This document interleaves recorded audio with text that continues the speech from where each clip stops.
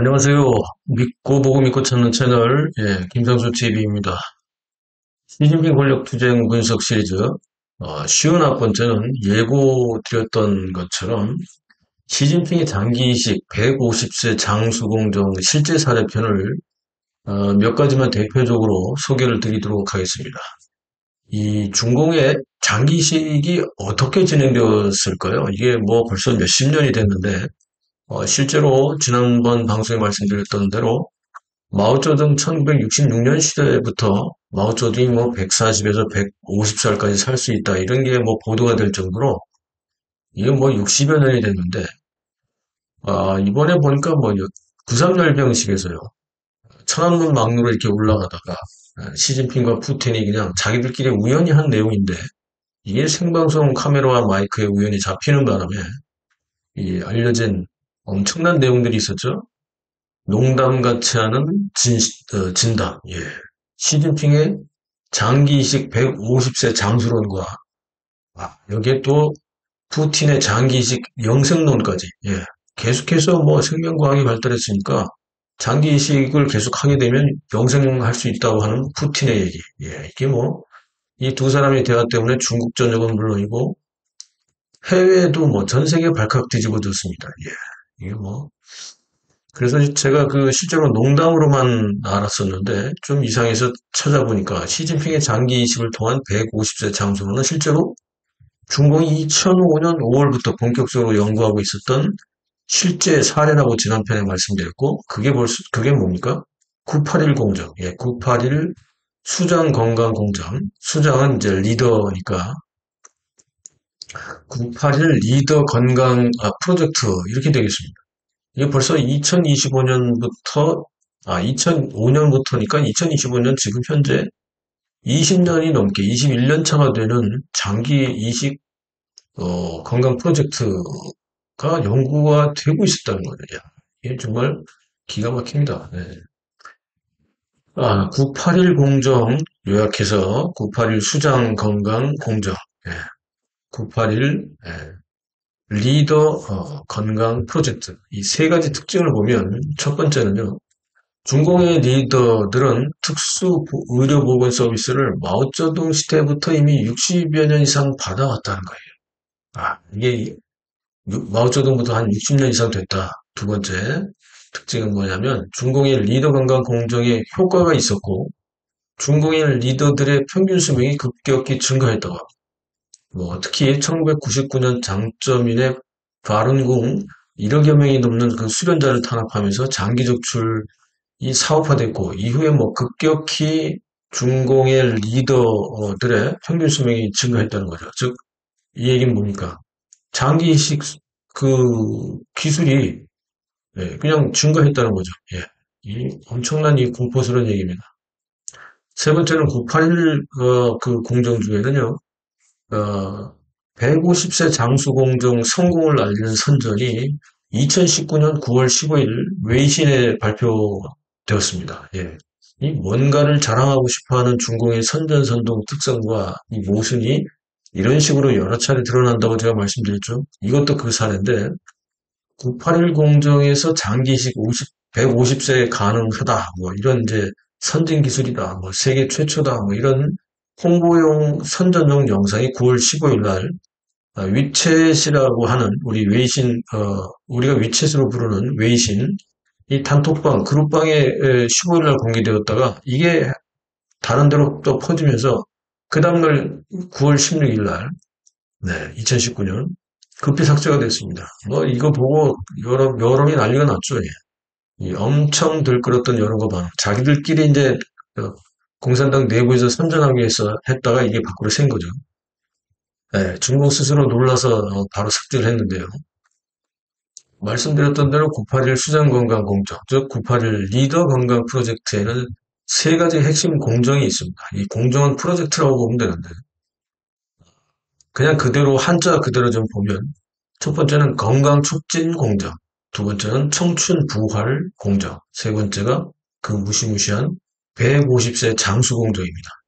이거는 북경 301병원 즉 인민해방군 총의원이 주관을 했고 거기에 군사의학과학원 등 다수의 전문병원과 연구소들이 참여해서 여기 뭐 최고 의료보건 전문가들이 참여를 했고 상상 초월의 전폭적인 중공과 국가의 지원을 받아서 이 엄청난 동원을 통해서 연구하고 있다고 합니다. 예.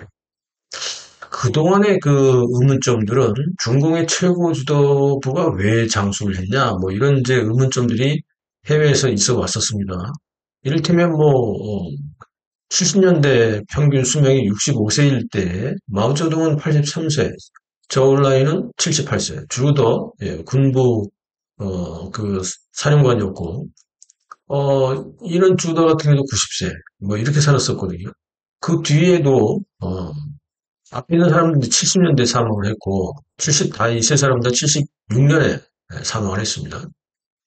그리고 덩샤오핑이 93세, 왈리 99세, 왕동싱 100세, 덩리춘 100세, 장징후 101세, 리정차오 105세, 레이지의 충이 106세. 이들은 모두 상무위원급의 국가급 지도자들인데 이 사람들은 더 오래 살았습니다. 예. 그 마오쩌둥 1세대는 뭐 한 80에서 90세 사이면 여기는 기본이 90세에서 100세가 넘습니다. 예. 자, 중공에 그렇다 보니까 최고 지도부의 장수 방식도 변화가 있습니다. 찾아보니까 그렇다면 마오쩌둥 시절에 지금까지 의학이 안 발달했을 테니까 60년대부터 70년대까지는 어떻게 했느냐? 야, 이게 청년들의 젊은 피를 수혈하는 방식으로 장수를 유지했다고 합니다. 그리고 이제 1980년대 이후부터는 장기 이식을 통한 수명 연장을 노려서 장수를 유지해 왔는데요. 그렇다면 장기 이식용 장기는 도대체 어디서 오는 걸까요? 예.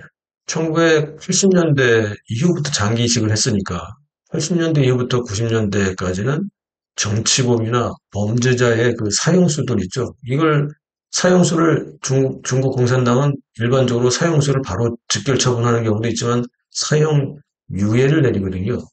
그럼 사형유예가 사실은 이게 인도적인 건 줄 알았는데 지금 보니까 이게 끔찍합니다. 예. 보시라이나 뭐 저영광 이 사람들도 사형유예를 받아가지고 다시 감형돼서 무기징역하고 이렇게 됐는데 일단 사형을 때려놓고 사형유예를 같이 때립니다. 그리고 대략 한 2년 정도 그동안의 혈액도 채취하고 조직검사도 하고 맞으면은 사형을 집행한대요. 와.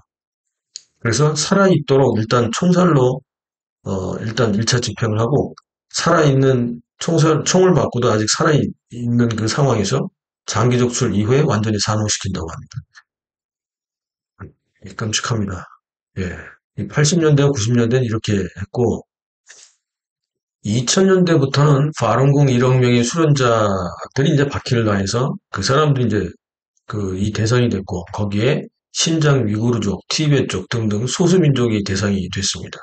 그래서 파룬궁 수련자를 체포해서 구금하고 이걸 또 이제 바로 조직검사해서 장기 이식 수술에 이용을 하게 되고 이때부터 중국의 장기 이식 기술이 급속도로 발전하게 됐고 중공의 지도자 평균 수명이 서방의 지도자들보다 평균 최소 10세 이상 평균 장수하는 이런 결과가 나왔고 예를 들어서 2018년에 중국의 평균 수명이 76세인데요. 중공의 지도자 평균 수명은 이보다도 최소 10년 이상이 더 장수하는 거의 100세까지 가니까 실제로는 10년 이상이 더 되죠. 근 20년 이상 이렇게 장수하는 결과로 이어졌습니다. 그리고 2020년부터는 청소년 실종자가 급증을 합니다. 네. 이게 또 하다 이제 더 심각해지는데, 예를 하나 들어보겠습니다. 2024년 작년 7월 1일부터 7월 15일까지 실종자가 38명이 있었다고 합니다. 보름 동안 38명인데요. 최소 5살부터 10대 말까지, 19살까지 27명. 그 다음에 20대가 4명, 30대가 4명, 40대가 2명, 50대가 1명인데요. 실제로 보면 5살부터 10대까지 27명이 다 어린아이들입니다. 요 나이를 다시 보면 최소 5세, 8세, 9세, 10세, 11, 12, 13, 14, 15 이렇게 쭉 있습니다. 그리고 이 보름 동안 실종자 38명 중에 남자는 14명이고 여자가 24명이 많습니다. 그게 뭡니까? 더 납치하기가 좋다는 거죠. 여자들이니까. 끔찍한 일입니다. 이 지금까지 알려진 중공의 그러면 국가급 지도자들이나 홍색 귀족 계급의 장기 이식 사례는 어떻게 될까요? 예, 이거 몇 가지만 꼽아보겠습니다. 일단 뭐 시진핑 잘 아시죠? 올해 5월 달에 장기 이식을 했고 신장 교체 수술을 통해서 현재까지 지금 보이는 게 부작용으로 신장 교체를 한 다음에 항면역력용 뭐 약물 이런 부작용이 나타난다잖아요. 그래서 간 기능 저하 뭐 이런 걸로 얼굴이 검게 변하고 췌장, 간, 혈액순환에 문제가 있을 것으로 지금 진단이 되고 있고 이러다 보니까 간에 이상이 많기 때문에 올해 말이나 내년 초에 간 이식을 또 받아야 한다고 합니다. 그럼 이게 현재까지 시진핑이 처음일까요? 아니겠죠? 시진핑이 잠시 2주 내지 3주 사라지는 시점마다 어쩌면 장기 이식 수술을 받았다 이렇게 볼 수가 있겠습니다. 그죠? 과거 얘기를 조금 더 해볼게요. 두 번째 사례로 중국 외교관으로 알려져 있는 장한즈라고 있습니다. 1935년생인데 2008년에 사망했습니다. 여자인데요. 이 마오쩌둥의 영어 교사이기도 합니다. 마오쩌둥의 말년의 영어 교사였는데 마지막까지 이 사람이 한 건 공무원 발전연구센터에서 국제합작부 주임을 했습니다. 외교관으로도 활동을 했고요. 그런데 어, 나중에 밝혀진 사실이 최근에 밝혀진 사실이 이 사람이 살아있을 때 1995년과 2002년에 각각 장기 이식을 두 번 받았다. 이 딸인 장한재의 딸인 홍광이 증언을 했습니다. 그리고 당시에 그 인터뷰를 할 때 누구의 장기인지 몰랐고 두려워서 알려고 하지도 않았다. 이렇게 얘기할 정도였고요. 세 번째 그 사례는 장점인의 장남 장면헝이라고 있습니다. 51년생인데 과거에 상해 과기대학에 총장을 했고 지금은 상해 과기대학에서 교무위원회 주임으로 있습니다. 근데 이 사람은 2004년부터 2008년까지 남경병원에서 수차례나 신장 이식을 받았다고 합니다. 왜냐하면 당시에 신장암 치료를 받았다는데요. 또 계속해서 여러 차례 신장을 교환했다는 얘기인데 이때 누가 도와줬냐면 상하이방의 중앙정보비서기인 뭐 중앙정보비서기면 뭐 와 이게 뭐 감찰이나 법을 하는 이런 그 담당인데 멍젠주라고 있습니다. 멍젠주. 예, 예전에 공안부장도 하고 1947년생인데 아직 살아 있습니다. 이 사람이 정법이나 뭐 군부나 당이 조직을 동원해가지고 장점인 아들이니까 그래서 장남이니까 짱면홍을 그 맞는 신장 이거를 찾아내는 거죠. 예. 뭐 군대라든지 감옥이나 이런 수감자들 있잖아요. 이렇게 해서 그 조직 검사에서 이걸 여기다가 제공을 했다고 합니다. 참고로 장점인 같은 경우는 장면홍이 장남인데요. 이 후계자를 삼으려고 계속해서 시도를 해봤지만 예, 신장암 치료 등을 계속 받아야 되는 몸이 계속 아프다 보니까 그래서 결국은 장면홍이 정치로 계속해서 진출하지는 못했다고 합니다. 예. 자, 네 번째로 보면 그 장점인의 그 수하인 멍젠주가 그 장점인의 장남에게만 한 게 아니라 멍젠주 자신의 가족에게 간과 신장 이식 수술을 받도록 했다고 합니다. 멍젠주의 모친에게 간과 신장 이식 수술을 받도록 했고 자기의 처한테도 멍제주 자기 처한테도 역시 두 차례나 신장 이식을 받도록 했다고 합니다. 어디서 찾았을까요? 아까 말씀드린 대로 자기가 이 힘이 있으니까 군대, 감옥 뭐 이런 데서 뭐 찾아내는 거죠. 예. 그리고 더 기가 막힌 거는 멍제주는 이런 일에 참가했던 수술 의사를 비롯해서 이와 관련된 정보를 아는 자들, 의료진들 이런 사람들 모두 처단했다고 합니다. 의민의 자살자들이 나타나고 있는데 2010년 같은 경우 3월 16일 날 신장 최고 전문의라고 당시 알려져 있던 84세나 되는 리 레이스라고 있습니다. 이 사람이 자택에 아파트 14층에서 투신 자살을 했다고 합니다.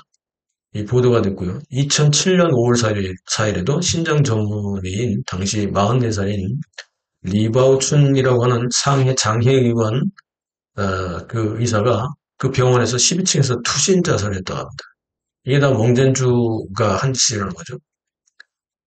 그리고 한 건 더 말씀드리겠습니다. 중공의 문화부 부부장이었던 까오잔양이라고 있습니다. 2022년 12월 9일 사망을 했는데, 당시 89세였습니다. 그런데, 이 또 아는 사람이 친구가 이걸 또 추도 문장에 밝히면서 이게 또 문제가 됐었는데, 정협 상무위원이었던 주용신이 2022년 12월 11일 날 추도 문장 중에서 생전에 이 사람은 수차례 장기 이식 수술을 받았는데 대부분의 장기가 아마 본인이 아닐 것이다. 이러면서 이제 그런 얘기까지 추도문에 써서 읽으면서 이게 또 외부로 알려져 가지고 또 문제가 된 적이 있습니다. 참 한심한 것들이죠, 그죠? 장기 이식에도 수명의 한계가 존재한답니다.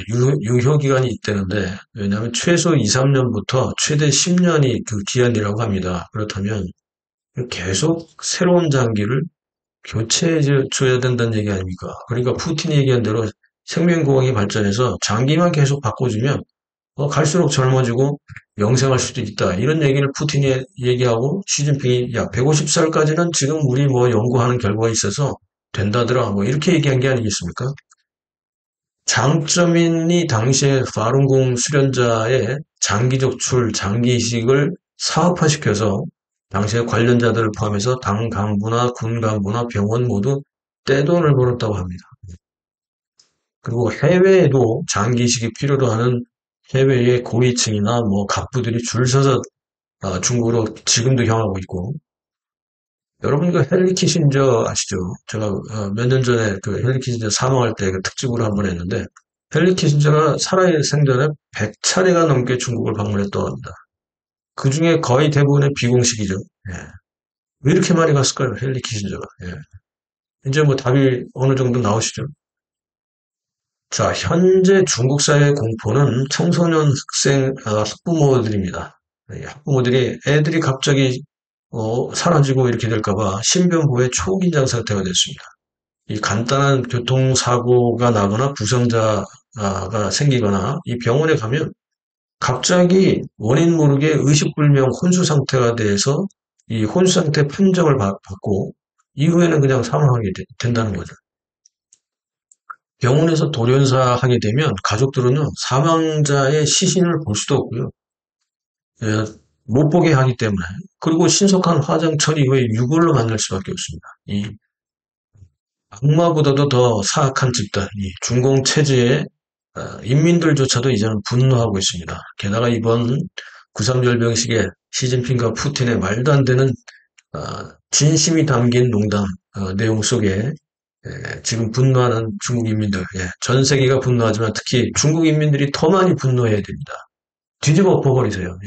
지금 이게 악마 집단보다도 더한 놈들이지. 당신들의 아이들이 지금 그 당직의 고위층이나 간부들의 그 생명을 유지하게 지금 살고 있는 겁니까? 정말 기가 막힌 방송입니다. 방송을 예고 드리겠습니다. 스탈린식 숙청을 준비하는 시진핑이라는 내용들이 좀 올라오고 있는데, 시진핑이 만약에 반격을 하게 되면 스탈린식 숙청을 준비하고 있다. 그리고 푸틴과 시진핑이 밀약이 있는데 이게 또 엄청나다. 이런 얘기가 지금 올라와서 다음 방송으로 바로 준비하겠습니다.